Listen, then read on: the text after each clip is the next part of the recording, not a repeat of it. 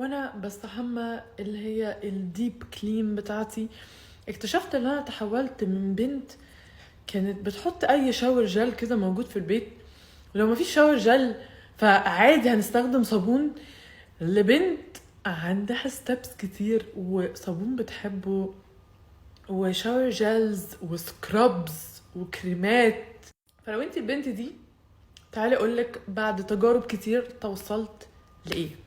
الكيس ده مليان.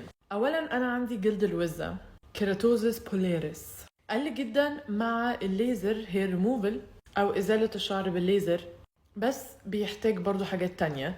اول حاجة بستخدمها لجلد الوزة هو ده كي بي بامب سكراب. ده فيه كيميكال اكسفوليشن وفيزيكال اكسفوليشن، فبيعمل يعني بيشيل كل حاجة يعني من غير الدخول في التفاصيل.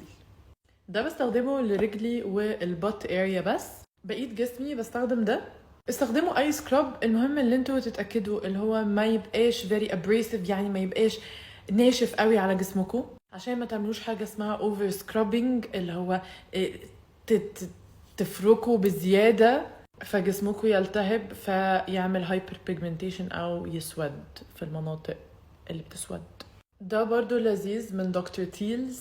انا مش دايما بعمل سكراب، ساعات بستخدم الفوطه بتاعه الاكسفوليشن دي، جايباها من ذا بودي شوب. دي احسن بكتير انضف، ما بتربيش بكتيريا جواها، احسن من الليفه بمراحل. هاتوا دي، ما تستخدموش الليفه.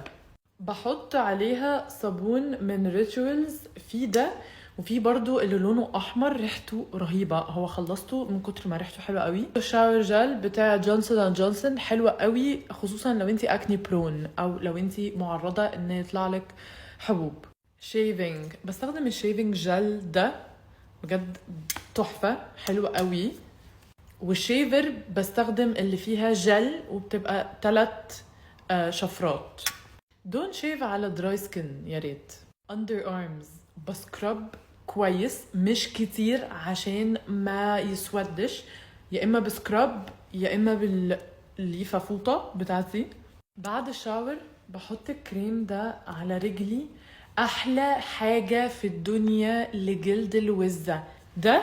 ولو انتي في مصر هتلاقي كريم اسمه يوري بار، لو عرفتي تلاقيه، هو رخيص وجامد جامد جامد. بحطه على جلد مبلول سنة، ويستحسن تعمليه كل يوم، وبجد هتشوفي فرق مش طبيعي.